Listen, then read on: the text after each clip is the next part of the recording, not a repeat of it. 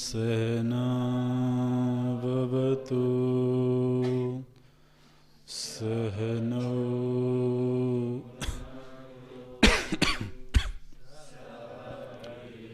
युं करवावहै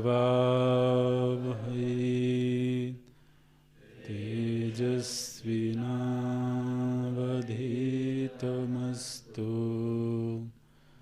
मा विद्विषावहै। ॐ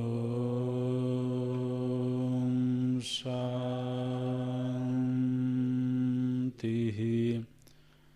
शान्तिः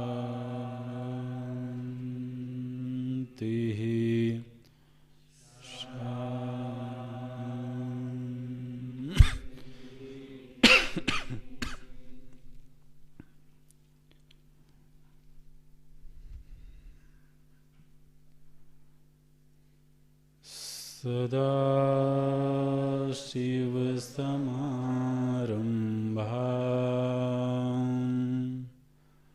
शङ्कराचार्यमध्यमाम्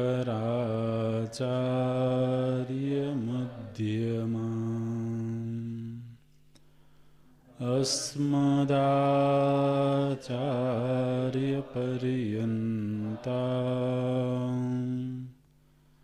वन्दे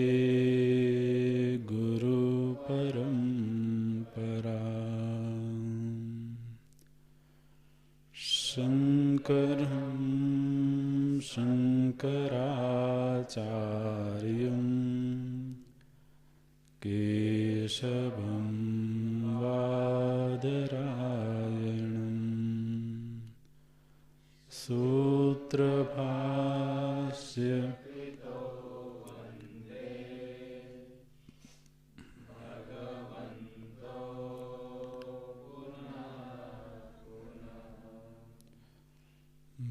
भगवन्तो पुनः पुनः अखण्डं सच्चिदानन्दम् अवाङ्मनसगोचरम्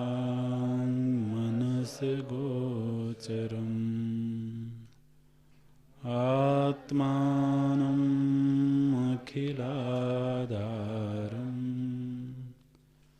आश्रय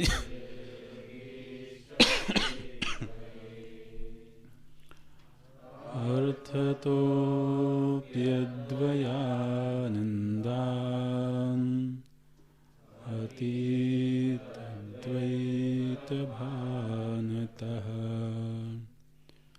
गुरुनाराध्य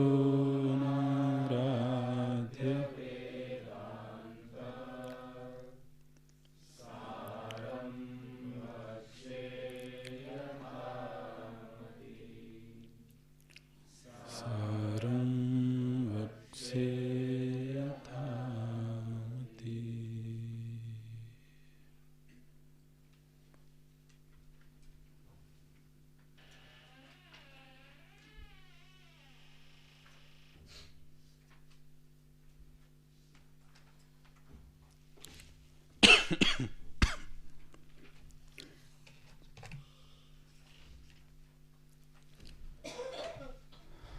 अथ महावाक्यार्थो वर्ण्यते। इदं तत्त्वमसि वाक्यं सम्बन्धत्रयेण अखण्डार्थबोधकं भवति। सम्बन्धत्रयं नाम पदयोः सामानाधिकरण्यं पदार्थयोः विशेषण विशेष्य भावः प्रत्यगात्म पदार्थयोः लक्ष्य लक्षण भावश्च इति। तदुक्तं सामानाधिकरण्यं च विशेषण विशेष्यता लक्ष्य लक्षण संबंधः पदार्थ प्रत्यगात्मनाम् इति।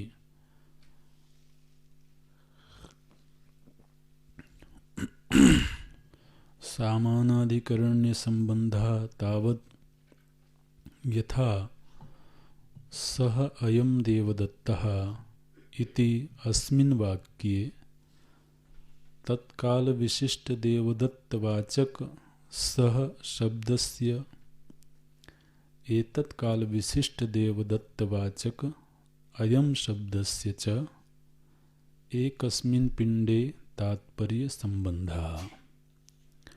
तथा अत्र तत्त्वमसि इति वाक्ये अपि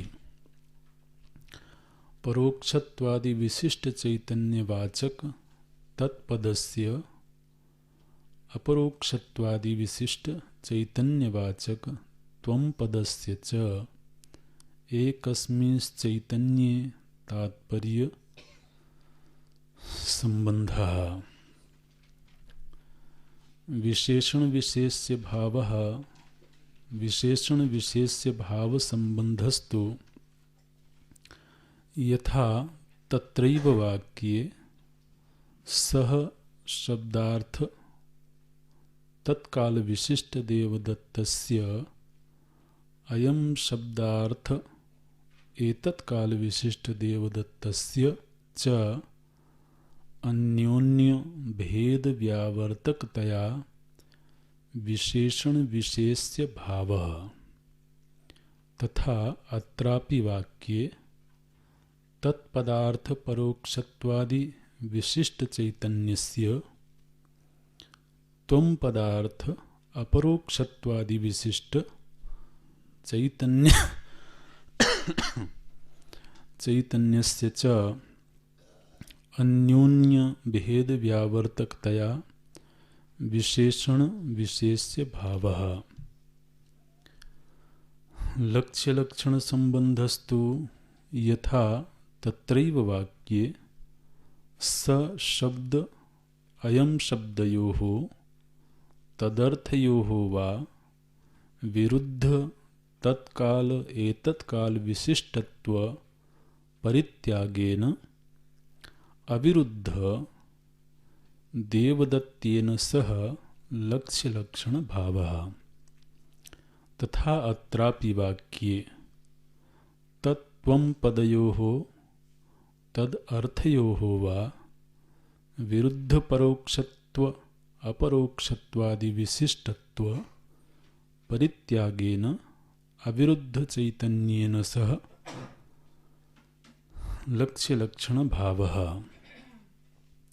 इयम् एव भाग लक्षण इति उच्यते। ये जो महावाक्य है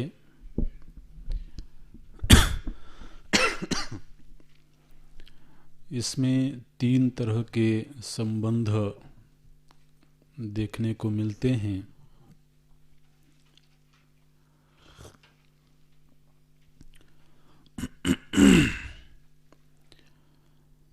वो सामानाधिकरण्य संबंध,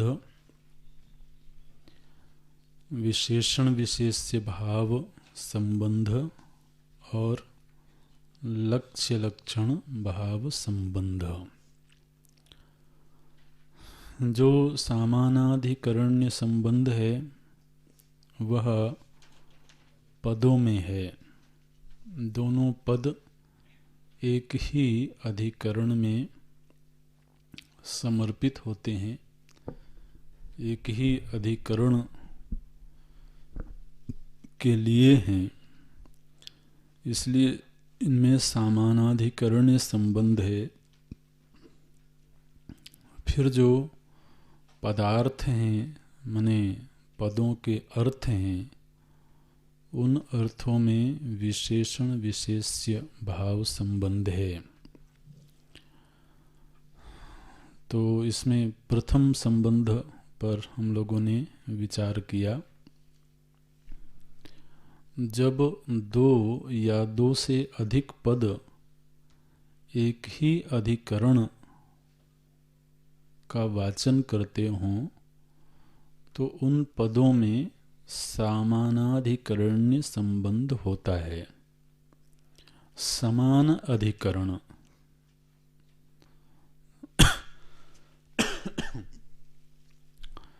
तो जैसे नीलम कोमलम उत्पलम,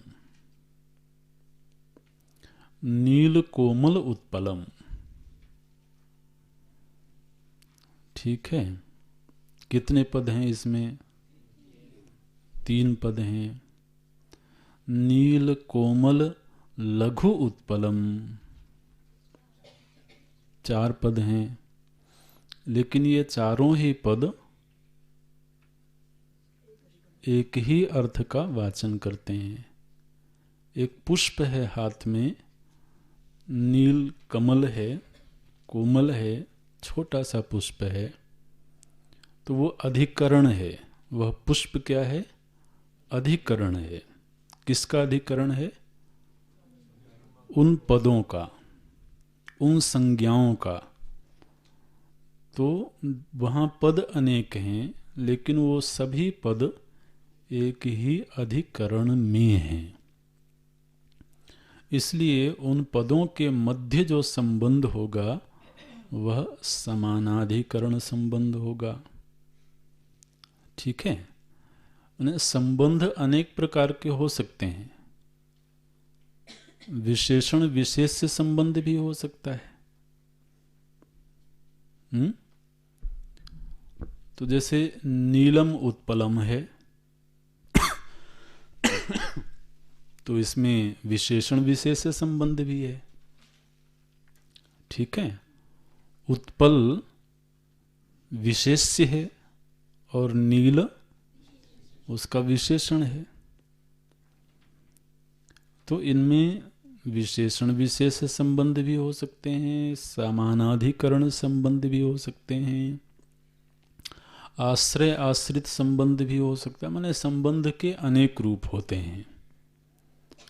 तो यहाँ पर जो 2 पद हैं, दृष्टांत जो दिया गया, सह अयम देवदत्तः, तो यहाँ सह पद और अयम पद, इन दोनों ही पदों का अधिकरण एक ही है, वो व्यक्ति विशेष। हालांकि अगर ये पृथक पृथक होवें तो इन दोनों ही पदों का अर्थ एकदम भिन्न है।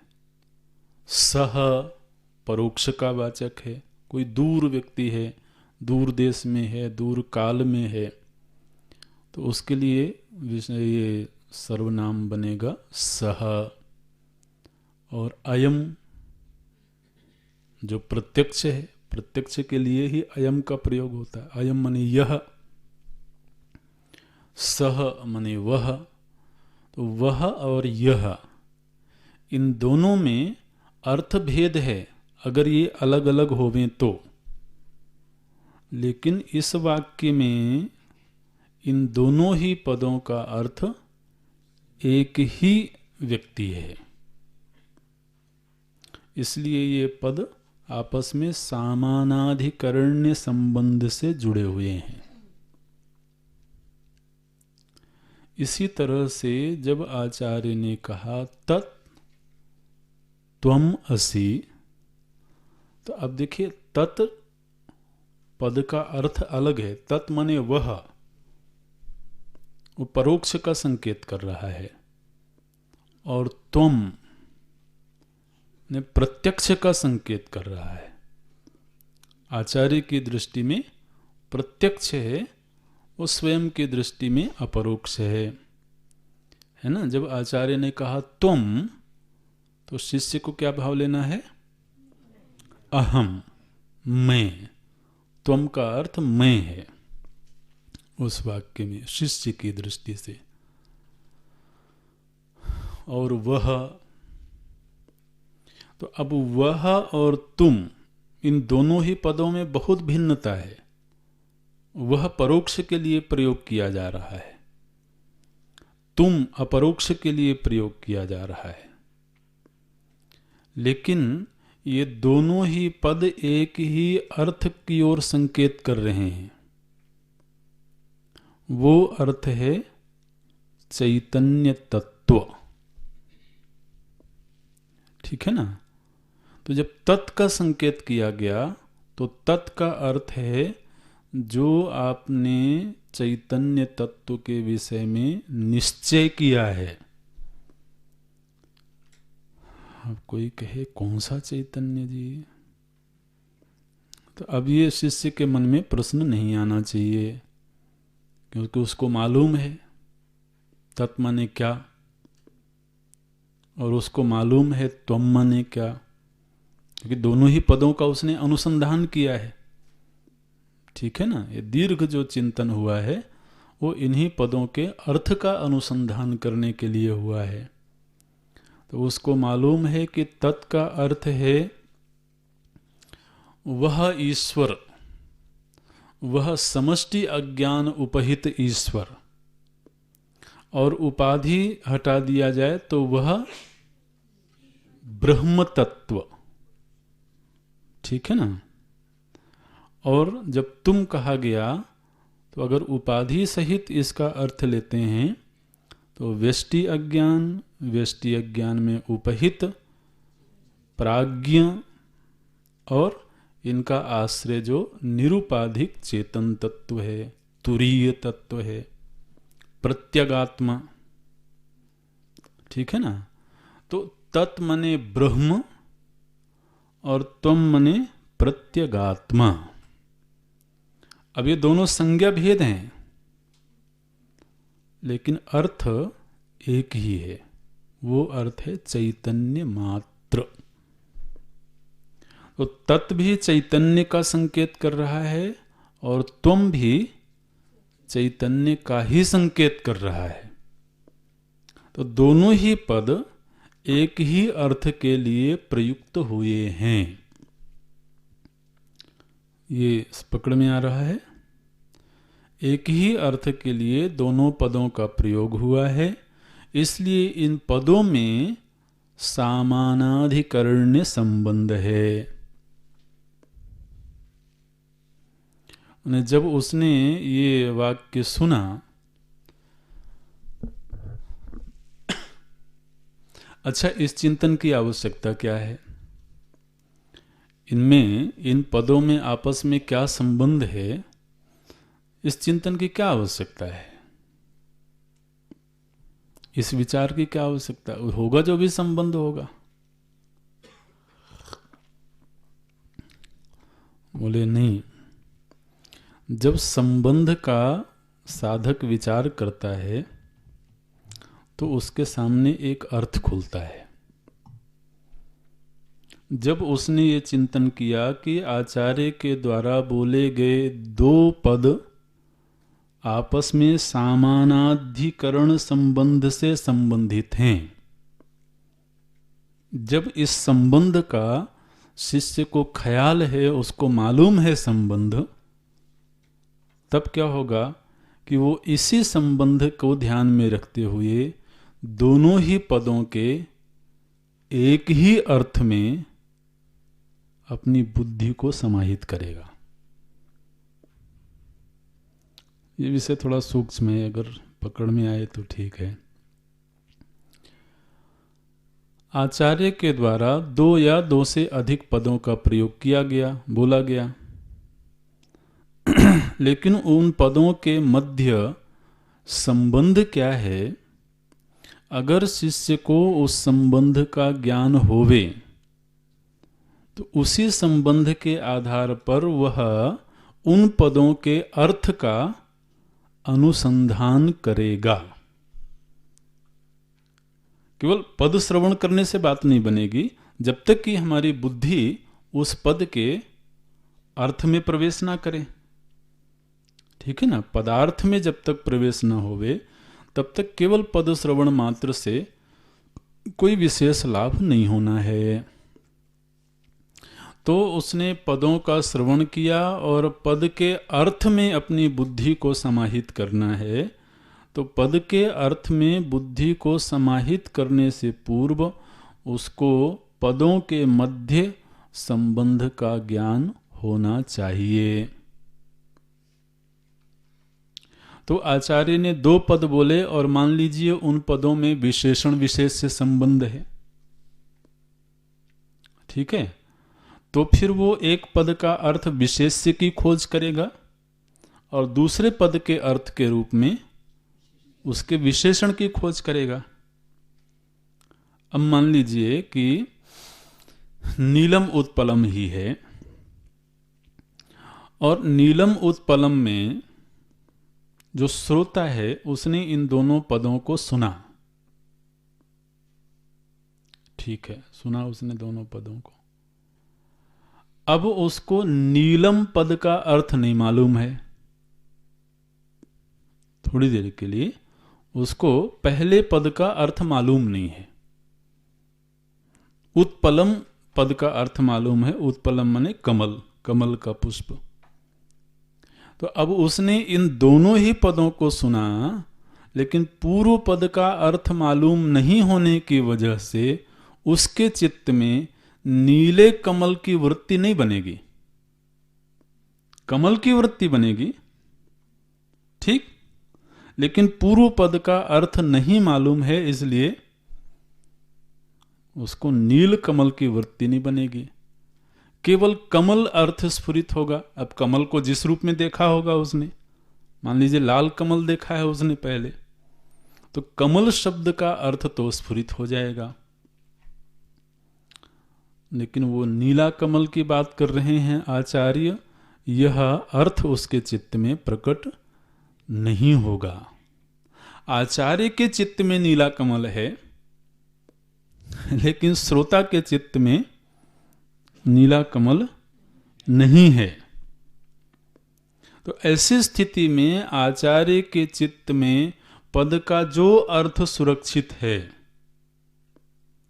वही अर्थ वह शिष्य के हृदय में प्रकट नहीं कर पाएगा अगर शिष्य को भी पदों का अर्थ मालूम नहीं होवे तो। ठीक है ना, ये बात पकड़ में आ रही है। जो ये आध्यात्मिक विद्या होती है, इसमें जो आचार्य होते हैं, जो गुरु होते हैं, उनमें एक संकल्प होता है प्रत्यायित करवाने का। प्रत्यायित करवाने का अर्थ क्या है कि जो प्रत्यय हमारे चित्त में है, हमारे हृदय में है, प्रत्यय माने अब एक एक शब्द का अर्थ बताएंगे तो फिर बहुत टाइम लगेगा। प्रत्यय माने वो वृत्ति विशेष, वो ज्ञान विशेष। तो जो प्रत्यय हमारे हृदय में है, वही प्रत्यय विद्यार्थी के हृदय में बन जाए, और वही प्रत्यय बनेगा, उसके लिए सहारा है शब्द, भाषा। ठीक है ना। तो अब जिस भाषा का प्रयोग आचार्य के द्वारा किया जा रहा है, वह भाषा विद्यार्थी को भी मालूम होवे, तभी तो उस भाषा के सहारे वो जो अर्थ वहां प्रकट करना चाहते हैं, वो अर्थ प्रकट होगा। और हम कोई भाषा बोल रहे हैं, विद्यार्थी को उस भाषा का ज्ञान नहीं है, तो शब्द तो सुनेगा, लेकिन उस शब्द का जो अर्थ है वो उसके चित्त में स्फुरित नहीं होगा। तो इसलिए विद्यार्थी को पद का अर्थ और उन पदों के मध्य संबंध का ज्ञान होना चाहिए। जब उसे पद का भी ज्ञान है, पद के मध्य संबंधों का भी ज्ञान है, तब आचार्य के द्वारा बोले गए पद शिष्य के हृदय में अर्थ का स्फुरण कर देंगे। ठीक है ना। तो बोला गया तत् त्वम असि। उस श्रोता ने तत्पद को सुना, उसके चित्त में अर्थ क्या प्रकट हुआ? तत्पद का जिसने अर्थ अनुसंधान किया होगा, उसी के मन में वो अर्थ स्फुरित होगा ना। नहीं तो तत् एक शब्द है, सुन लिया बस, ठीक है। अगर अर्थ का अनुसंधान नहीं हुआ है तो वह अर्थ उसके चित्त में प्रकट नहीं होगा। इसी तरह से त्वम, तो ये दोनों पृथक पृथक अर्थ का वाचन कर रहे हैं। लेकिन जब उसको मालूम है कि इन दोनों ही पदों के मध्य में सामानाधिकरण्य संबंध है, तब उसकी चित्तवृत्ति क्या करेगी? वो उस अर्थ की खोज करेगी जो अर्थ इन दोनों पदों का होवे। ठीक है? क्योंकि ये दोनों ही पद एक ही अधिकरण में समर्पित होना चाहते हैं। क्योंकि इन दोनों के मध्य में संबंध क्या है? सामानाधिकरण्य संबंध है। अब अगर श्रोता को सामानाधिकरण्य संबंध का ज्ञान नहीं होवे तो वह तत्पद का कोई और अर्थ खोजेगा और तुम पद का कोई और अर्थ खोजेगा। ठीक है ना? तो ये जो प्रकरण शुरू हुआ है इसकी जरा महिमा थोड़ी थोड़ी शायद समझ में आवे, नहीं तो कई बार वो केवल टेक्निकल बातें मालूम पड़ती हैं। तो अपरिचित से शब्द होते हैं तो फिर उससे हमारी चित्तवृत्ति जुड़ नहीं पाती है। तो पदों के मध्य सामानाधिकरण्य संबंध बता करके ये संकेत कर दिया गया कि आप जब इन दोनों पदों को सुनोगे तो पद दो होंगे, लेकिन इन दोनों ही पदों का अर्थ एक ही होगा। ये है सामानाधिकरण्य संबंधः तावत् यथा सह अयम देवदत्तः इति अस्मिन् वाक्ये तत्काल विशिष्ट देवदत्तवाचक सशब्दस्य एतत्काल विशिष्ट देवदत्तवाचक अयम शब्दस्य च एकस्मिन् पिंडे तात्पर्य संबंधः। एक ही पिंड में ये दोनों पद अपना तात्पर्य रखते हैं। तथा अत्र तत्त्वमसि इति वाक्येपि परोक्षत्वादि विशिष्ट चैतन्यवाचक तत्पदस्य अपरोक्षत्वादि विशिष्ट चैतन्यवाचक त्वं पदस्य च एकस्मिंश्चैतन्ये तात्पर्य संबंधः। ये तत् और त्वं दोनों ही पदों का जो तात्पर्य है वो एक ही चैतन्य तत्व से संबंध रखता है। तो अब उसके मन में फिर वाच्यार्थ का स्फुरण नहीं होगा। ठीक है? क्योंकि वाच्यार्थ का स्फुरण होगा तब दोनों अलग अलग होंगे। लेकिन जब उसको ज्ञान हो गया कि नहीं भैया इन दोनों पदों के मध्य तो सामानाधिकरण्य संबंध है, तो इस संबंध के आधार पर उसकी चित्तवृत्ति सीधे लक्ष्यार्थ में जाकर के समर्पित हो जाएगी। इन दोनों ही पदों में अर्थ तात्पर्य केवल चैतन्य तत्व से है। लक्ष्यार्थ में बुद्धि चली जाए, इस प्रयत्न के लिए ये संबंध बताया गया, सामानाधिकरण्य संबंध। अच्छा, तो ये तो पदों के संबंध के आधार पर हमें अखंडार्थ का बोध हो गया। प्रतिज्ञा क्या की गई थी कि तत्त्वमसि महावाक्य के द्वारा अखंडार्थ का बोध होना है। तो अब केवल पदों के आपसी संबंध का ज्ञान होने से अखंडार्थ का बोध हो गया। ठीक है ना? अब बोलते हैं कि पदार्थों के मध्य जो संबंध है उस संबंध का ज्ञान होवे तब भी अखंडार्थ का बोध होगा। देखिए अब दूसरा विषय शुरू करते हैं। विशेषण विशेष्य भाव संबंधस्तु यथा तत्रैव वाक्ये। तत्रैव वाक्य माने पूर्व में जो सोयम देवदत्तः वाक्य बोला गया था, तब उस वाक्य को दोबारा लिखने की बजाय कह देते हैं तत्रैव वाक्ये। ने एक बार उस वाक्य को बोला जा चुका है, इसलिए बार बार दोहराने की आवश्यकता नहीं है।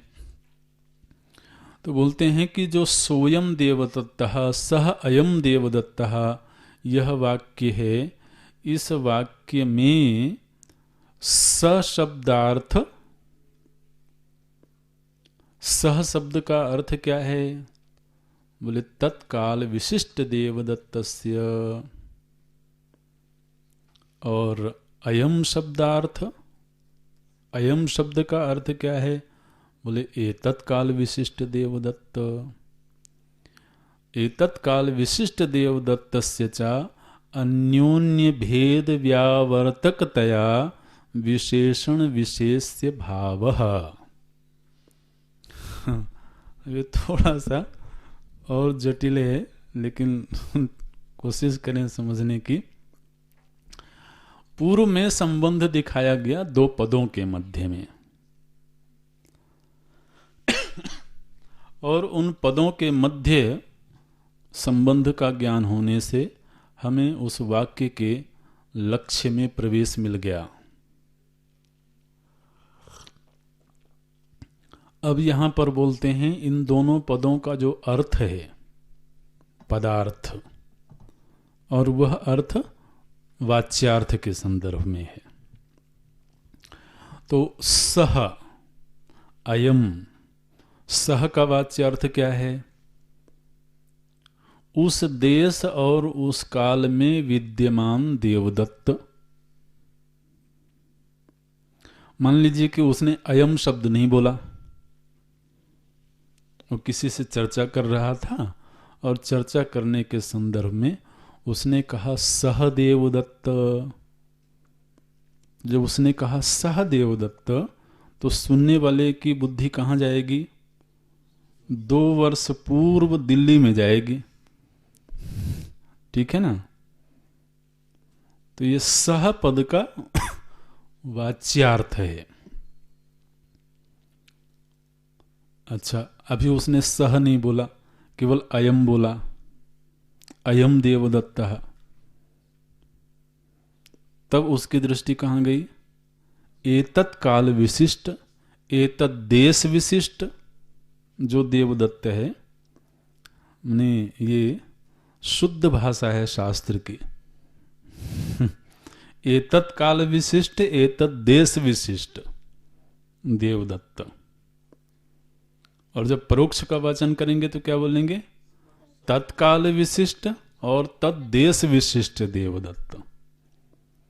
तो जब उन्होंने सह को बोला ही नहीं, केवल अयम देवदत्तः इतना बोला, तो श्रोता की बुद्धि केवल वर्तमान काल में विद्यमान देवदत्त में जाएगी। तो सह का अर्थ भिन्न है, अयम का अर्थ भिन्न है। अब जब उन्होंने दोनों ही पदों को एक साथ बोला, सह अयम देवदत्तः, तो यहां पर क्या हुआ कि जो अयम देवदत्त है उसकी पहचान करवाने के लिए सह विशेषण बना, ठीक है? अयम देवदत्तः, एक व्यक्ति सामने खड़ा है और उसको मान लो कि हम नहीं पहचानते हैं, लेकिन हमारे जो मित्र हैं वो पहचानते हैं। तो हमारे मित्र ने कहा कि आपको मालूम है आज से 2 वर्ष पहले हम दिल्ली गए थे और वहां पर एक देवदत्त नाम के व्यक्ति से मुलाकात हुई थी। यह वही देवदत्त है। तो अयम देवदत्तः, इसका विशेषण बना सह। तो वो जो सह ने इस अयम की पहचान करवाई, तो अयम हो गया विशेष्य और सह हुआ विशेषण। तो इन दोनों पदों का जो अर्थ है, उन अर्थों के मध्य में विशेषण विशेष से संबंध बना। इस विशेषण विशेष से संबंध ने क्या किया? ध्यान देना, इस विशेषण विशेष संबंध ने यह कार्य किया कि वर्तमान में विद्यमान देवदत्त के संदर्भ में जो अज्ञान था, पहचान का अभाव था, उस अज्ञान को सह विशेषण ने व्यावर्तन कर दिया, मिटा दिया। तो ये वाक्य आप ध्यान देना, अगर पकड़ में आ जाए तो। स शब्दार्थ तत्काल विशिष्ट देवदत्तस्य अयम शब्दार्थ एतत्काल विशिष्ट देवदत्तस्य च अन्योन्य भेद व्यावर्तकतया, जो भेद था माने जो अज्ञान था उसको एक विशेषण ने व्यावर्तन कर दिया। ठीक है, व्यावर्तन कर दिया माने हटा दिया, अज्ञान को हटा दिया। तो विशेषण ने विशेष्य के अज्ञान को हटाया। तो क्या बोलेंगे? यह वही देवदत्त है, तो वही ने यह के अज्ञान को हटाया। इसका उल्टा भी है, देखना। इसका उल्टा क्या है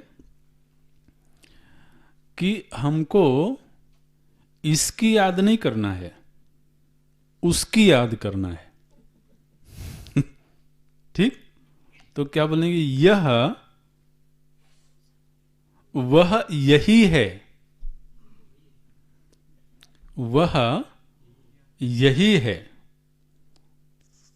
तो हम इसको याद नहीं करना चाह रहे हैं, किसको याद करना चाह रहे हैं? उसको याद करना चाह, लेकिन उसको याद करने के लिए हमें वर्तमान का सहारा लेना पड़ रहा है। किसने चोरी किया था जी? 2 साल पहले एक व्यक्ति ने चोरी किया था, आज वो सामने दिख गया। तो क्या बोलेंगे? ये वही है। तो हमारी बुद्धि को वहां ले जाना है, यहां नहीं। हमको उस चोरी की घटना को याद दिलाना है। तो अब यह उसका विशेषण बना, ठीक। और जब हमें उसको याद नहीं करना है, केवल इसको याद करना है, तो अन्योन्य विशेषण विशेष से बनते हैं। सह अयम का विशेषण बनता है और अयम सह का विशेषण बनता है। तो इन दोनों के मध्य विशेषण विशेष से संबंध बना। अब इसको दार्ष्टान्त में देखना, बहुत सुंदर है। दार्ष्टान्त में क्या है? तत्पद का वाच्यार्थ है समष्टि अज्ञान उपहित चेतन, ठीक है ना, जो परोक्ष है। और त्वम पद का वाच्यार्थ है व्यष्टि अज्ञान उपहित चेतन, जो अपरोक्ष है। तो एक तरफ परोक्षता की बाधा है। पूर्व की किसी कक्षा में आपको याद होगा तो ये बात बोली गई थी कि जो ईश्वर है वह परोक्ष है और जो जीव है वो अपरोक्ष है लेकिन परिच्छिन्न है, ठीक है ना। वो अपरिच्छिन्न है लेकिन परोक्ष है। वो अपरिच्छिन्न है, ब्रह्म अपरिच्छिन्न है, उसमें परिच्छिन्नता नहीं है, अपरिच्छिन्न है किंतु परोक्ष है। जीव अपरोक्ष है, अनुभव का विषय है, लेकिन परिच्छिन्न है। तो यहां बाधा है परिच्छिन्नता और वहां बाधा है परोक्षता। ये दोनों ही बाधाओं को मिटना है। जब तक ये दोनों बाधाएं मिटेंगी नहीं, तब तक अहम ब्रह्म अस्मि यह सिद्ध नहीं होगा, क्योंकि ब्रह्म शब्द अपरिच्छिन्नता का संकेत कर रहा है। और अहम अपरोक्षता की सिद्धि कर रहा है। ठीक है ना? जितना समझ में आता है समझने की कोशिश करें, लेकिन है बहुत सुंदर। तो अब देखिए, तत् यानी वह ईश्वर, तुम जीव। जब आचार्य ने कहा तुम वही हो, तो वह तुम का विशेषण बना। ठीक है? आचार्य ने कहा जबकि तुम वही हो, तो ये जो वही है ये तुम का विशेषण बना। इस विशेषण ने क्या किया कि तुम की जो परिच्छिन्नता थी उसको मिटा दिया, क्योंकि वह कैसा है? अपरिच्छिन्न है। ध्यान देना इसको। जब उन्होंने कहा कि वह तुम ही हो, तो ऐसा कहने में तुम्हारी जो परिच्छिन्नता है वो मिट गई। इस परिच्छिन्नता को किसने मिटाया? वह पद ने, तत्पद ने। तो ये जो तत् है ये त्वम का विशेषण बना। त्वम क्या हुआ? विशेष्य। उसने प्रथम दृष्टि में जब त्वम पद का श्रवण किया तो उसके मन में वाच्यार्थ का स्फुरण हुआ। त्वम माने मैं, जीव। और प्रथम दृष्टि में जब उसने तत्पद का श्रवण किया तो वाच्यार्थ स्फुरित हुआ। क्या वाच्यार्थ स्फुरित हुआ? ईश्वर। लेकिन जब आचार्य दोनों शब्दों को एक साथ बोल दिया, ठीक है, दोनों पदों को एक साथ बोल दिया, और इन दोनों पदों के अर्थों में विशेषण विशेष से संबंध है, यह शिष्य को मालूम है। तो इन दोनों पदों का श्रवण करते ही उसके मन में एक पद के अर्थ के रूप में विशेष्य का प्रकटीकरण होना चाहिए और दूसरे पद के अर्थ के रूप में विशेषण का प्रकटीकरण होना चाहिए, क्योंकि इन दोनों पदों के जो अर्थ हैं उन अर्थों में आपस में एक संबंध है। क्या संबंध है? वो दोनों विशेषण विशेष संबंध से एक दूसरे से जुड़े हुए हैं। तो जब उसने त्वम का श्रवण किया तो त्वम को मान लीजिए कि उसने विशेष्य बना दिया और तत् को विशेषण बना दिया। तो त्वम के विशेषण विशेष्य में जब तत् का विशेषण लगा तो उसने त्वम की परिच्छिन्नता को खंडित कर दिया। ये कुछ जा रहा है?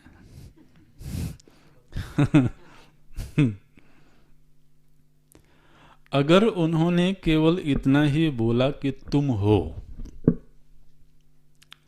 तो उसके मन में क्या अर्थ आएगा? ठीक है, मैं एक जीव हूं, एक सीमित जीव हूं।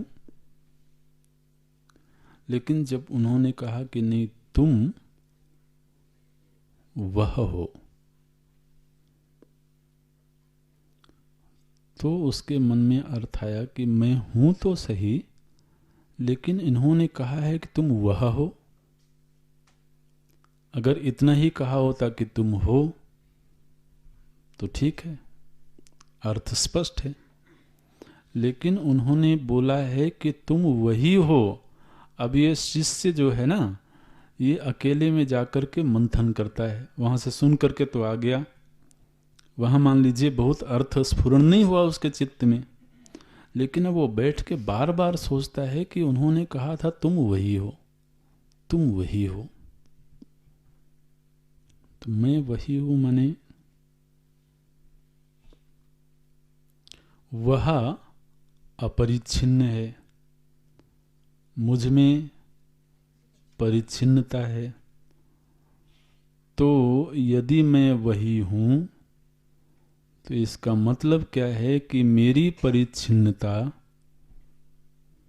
नष्ट हो जानी चाहिए। मेरी परिच्छिन्नता नष्ट कब होगी? जब मेरी उपाधि बाधित हो जाएगी। ठीक है, जब मेरी उपाधि बाधित हो जाएगी, मैं अपने आप को निरुपाधिक चेतन के रूप में देखूंगा, तभी मेरी परिच्छिन्नता नष्ट हो सकती है। और जब तक यह परिच्छिन्नता नष्ट नहीं होगी, तब तक तुम वही हो, यह अर्थ खुलेगा नहीं।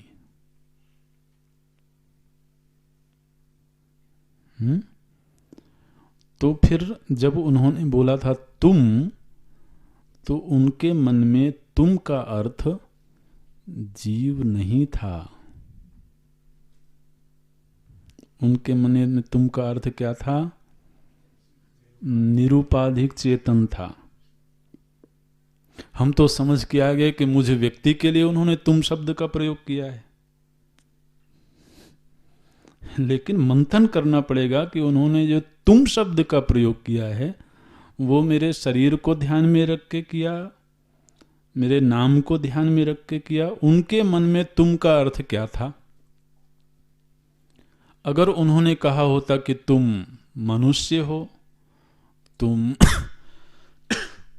रमेश हो, तुम ब्रह्मचारी हो, तो तुम का अर्थ स्पष्ट है, मुझे मालूम है। लेकिन महाराज उन्होंने कह दिया है कि तुम वही हो। तो उनके मन में इस तुम शब्द का क्या अर्थ था? क्योंकि मुझे व्यक्ति को तो नहीं कहेंगे कि तुम ईश्वर हो।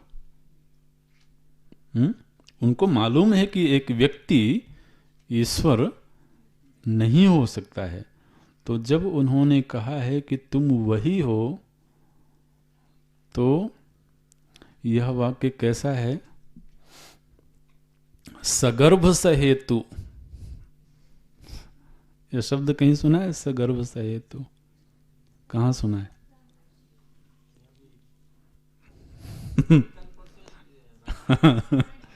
तो शिव जी का वाक्य कैसा था? बोले वो सगर्भ, नारद जी का वाक्य। उन्होंने यही बताया ना कि नारद जी का वाक्य तो सगर्भ सहेतुक था। तो इसी तरह से इन्होंने बोल दिया है तुम वही हो। तो ये तुम है, इस तुम का अर्थ जरा गंभीर होगा। वह व्यक्ति नहीं हो सकता है, क्योंकि वो कभी भी व्यक्ति को ईश्वर नहीं कह सकते हैं। तो वे शिष्य महाराज बैठ करके उस अर्थ की खोज करता है जो अर्थ आचार्य के हृदय में छिपा हुआ था। वह पद तो सुना, लेकिन उस पद के गर्भ में बहुत सारी बातें छिपी हुई थी। अब ये मंथन का कार्य है कि वह अपने चित्त को मथे और मथ करके वह उस अर्थ में अपने चित्त को प्रवेश करवाए जो अर्थ उन्होंने अपने ध्यान में रख के पद का प्रयोग किया था। तो उसको पहले से मालूम है कि इन दोनों ही पदों के मध्य, पदार्थों के मध्य विशेषण विशेष्य संबंध है। तो उन्होंने बोला है तुम वही हो। इसका मतलब है तुम का विशेषण बना था वह माने अपरिच्छिन्न ईश्वर, और वो मैं का विशेषण बना। इसका मतलब है कि मैं की जो बाधा है परिच्छिन्नता, उस विशेषण ने इस बाधा को व्यावर्तित कर दिया, मिटा दिया।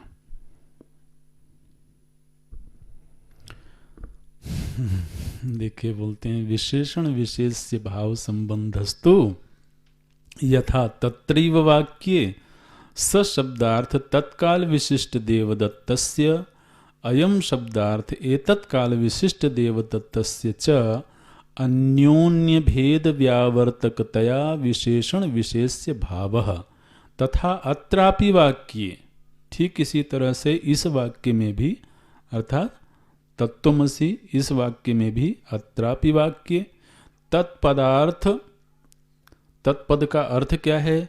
बोले परोक्षत्वादि विशिष्ट चैतन्य। तत्पदार्थ क्या है? तत्पद का अर्थ परोक्षत्वादि विशिष्ट चैतन्य ईश्वर, और त्वम पदार्थ क्या है? बोले अपरोक्षत्वादि विशिष्ट चैतन्य से।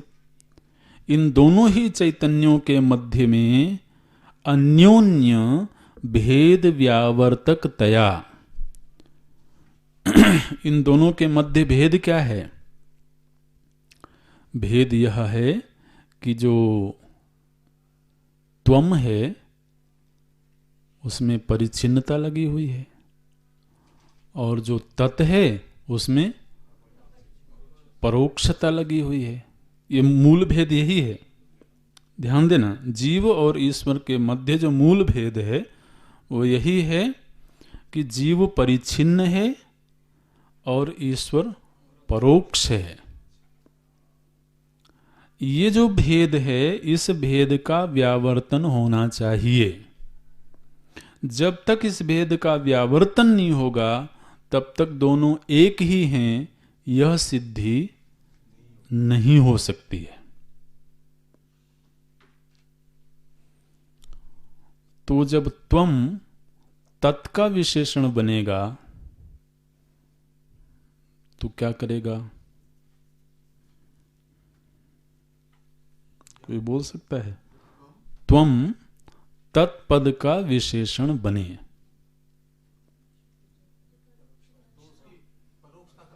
हाँ, वो उसकी परोक्षता खत्म कर देगा, क्योंकि तुम तो अपरोक्ष है। तो तुम जब तत् का विशेषण बना तो उसने परोक्षता खत्म की, और तत् जब तुम का विशेषण बना तो उसने तुम की परिच्छिन्नता खत्म कर दी। ठीक है?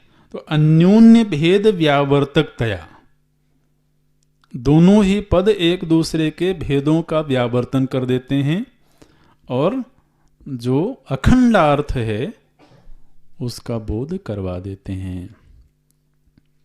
अखंडार्थ क्या है? निरुपाधिक चैतन्य तत्व मात्र। ये जो निरुपाधिक चैतन्य तत्व मात्र है, इधर दृष्टि चली गई जब तत् और त्वम के वाचक अर्थ में विद्यमान भेद का एक दूसरे ने व्यावर्तन कर दिया। ठीक है? चिंतन करना, इस पर आपस में चर्चा करना, और अगर कहीं कुछ उलझन है तो आप पूछ भी लेना। लेकिन आप कहोगे कब पूछ लेंगे? कब पूछ लेंगे, ये तो एक बड़ा प्रश्न है। तो कोई बात नहीं, पहले चर्चा करो आपस में, फिर हम सोचते हैं कोई दिन प्रश्नोत्तर का भी अब रखेंगे तो उसमें चर्चा हो सकती है।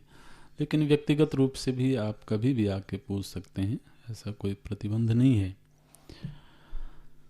तो अन्योन्य भेद व्यावर्तकतया विशेषण विशेष्य भावः।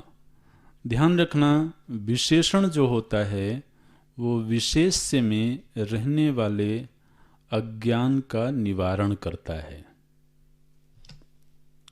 विशेषण विशेष्य में रहने वाले अज्ञान का निवारण करता है। जैसे किसी ने बोला कमल है, उत्पलम अस्ति, तो उसके मन में प्रश्न आया किस रंग का? रंग का ज्ञान नहीं है उसको। तो इस अज्ञान का निवारण किसने किया? नीलम, ये विशेषण है। तो इस विशेषण ने क्या किया? रंग संबंधी अज्ञान का निवारण कर दिया।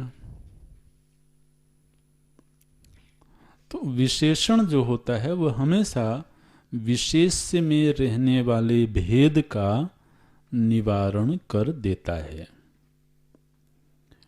तो त्वम पद में भेद ये है, माने बाधा ये है कि यह जो त्वम है यह अपने आप को परिच्छिन्न रूप में अनुभव कर रहा है, ये इसकी बड़ी बाधा है।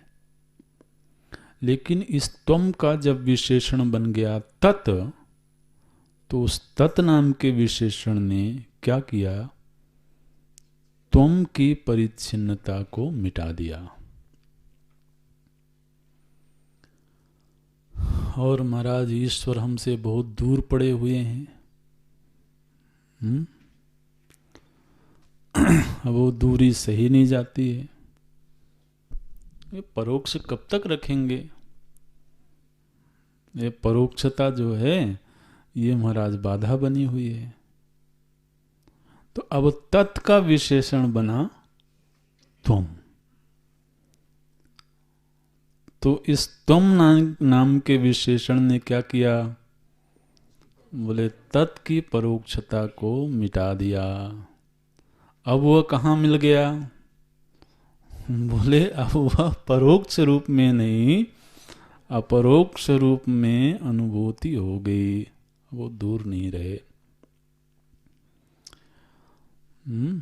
ईश दर्शनम स्वात्म रूपतः। ये जो स्वात्म रूपतः है ये कैसे हुआ? बोले जब एक दूसरे के भेदों का व्यावर्तन हो गया। इसलिए इन दोनों ही पदों के जो अर्थ हैं वो अर्थ एक दूसरे के साथ विशेषण विशेष संबंध से जुड़े हुए हैं। इस विशेषण विशेष संबंध के ज्ञान ने भी क्या किया, बोले तत्त्वमसि महावाक्य के द्वारा अखंड अर्थ का बोध करवा दिया। जिस तरह से दो पदों के संबंध ज्ञान ने भी अखंडार्थ का बोध करवाया था, इसी तरह से इन दोनों पदों के अर्थ के मध्य जो संबंध था उस संबंध ने भी अखंडार्थ का बोध करवा दिया। तो महाराज देखिए, जीव और ईश्वर एक दूसरे के संबंधी हो गए, संबंधी हो गए ना, बिल्कुल बंधन बंध गया, बड़ा मजबूत बंधन बना है। क्या बंधन बना? बोले विशेषण विशेष से संबंध बना। संबंध मतलब होता है सम्यक रूप से बांध देना, संबंध। तो जीव जब ईश्वर का विशेषण बनता है तो वह ईश्वर को दूर नहीं रहने देता। आप इस संबंध की मधुरता देखना।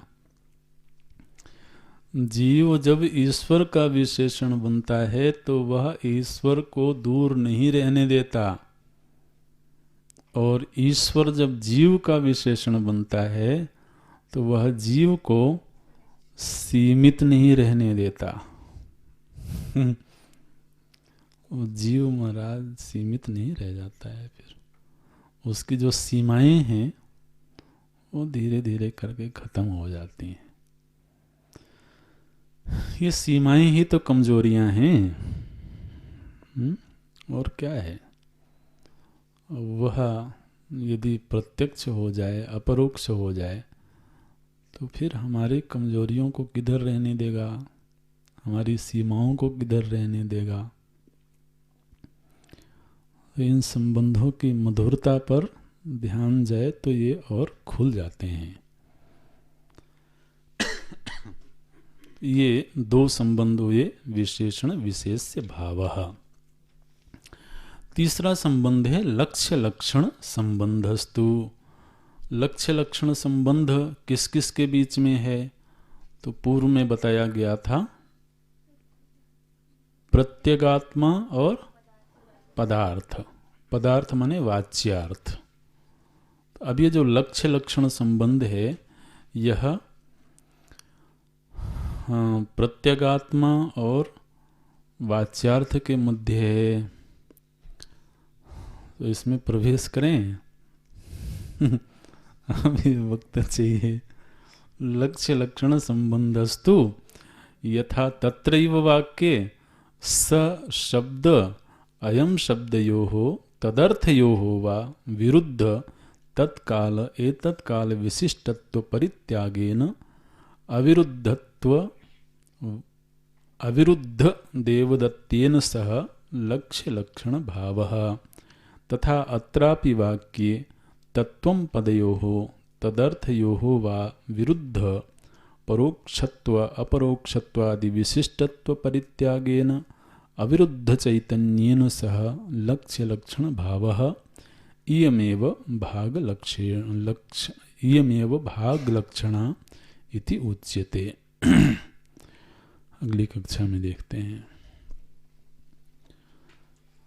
ओम पूर्णमदः पूर्णमिदं पूर्णात् पूर्णमुदच्यते पूर्णस्य पूर्णमेवावशिष्यते। ओम शांति शांति शांतिः। हरि ओम श्री गुरुभ्यो नमः। हरि ओम।